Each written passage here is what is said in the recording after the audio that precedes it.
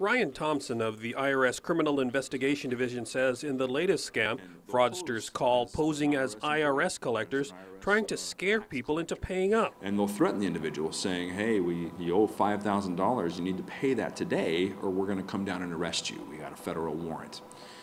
Most folks are smart enough to recognize this is a scam and they hang up the phone. But occasionally, the fraudster gets what he wants and the person listens. They're afraid. Ryan says don't fall for it. The IRS does not make direct calls. If you get a phone call from the IRS, hang up the phone. It's not legitimate.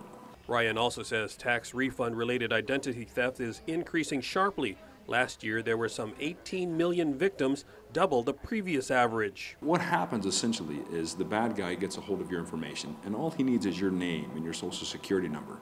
With that information, they'll file a tax return in your name claiming a refund. He says crooks will target Guam residents because they know returns are filed locally and not with the IRS. And chances are there will be a longer lag time before the system kicks out a duplicate return. Victims may not even know about the fraud until they receive notice from the IRS. Ryan says while they won't be liable, it may take time to resolve. Then there is the recent Guam case of fraudsters filing both local and federal returns and receiving large refunds. So by the time that we've discovered, both DRT and IRS, that 2 returns are in the system, the refund's already been paid out and the damage has already been done.